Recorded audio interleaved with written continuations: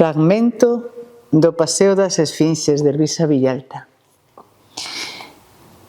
Estou a punto de perder a razón. Ese é o problema? Pois nada máis natural, o amor é louco. O que sucede é que estás namorada, esa situación está moi próxima da loucura. Quen é o afortunado? Non existe. Non existe?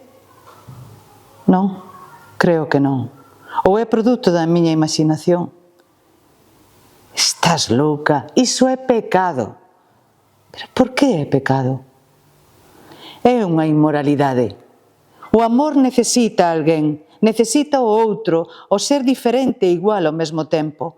Todo isto é moi complicado para os simples mortais. Iso sí, o amor a ninguén é egoísmo, narcisismo, chauvinismo, egolatría, neurastenia, quen sabe cantas cousas máis. Intolerável. Ben, pois, quizá xa alguén real ou imaginario, pero non está. Bueno, iso é outra cousa, xa volverá.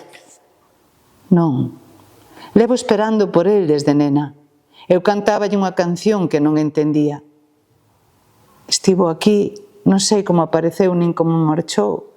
Nada, falamos, e, sen embargo, nun instante, crin resolver todas as dúbidas. Pero agora que xa estivo aquí, creo que non pode volver. Pero por onde pudo marchar? Por ese camiño. Que camiño? Por ese onde nunca se coincide dúas veces? Iso é terrível. Por que non foche con el? Non sei. Quixen levar unha flor de grinalda, pero el non esperou a que a collese. Coitada, non foi el, non o culpes, foi o tempo. O tempo?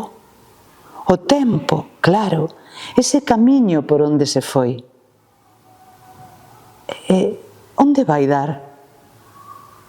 Non podo sabelo. A deusa nunca puxo os pés nel.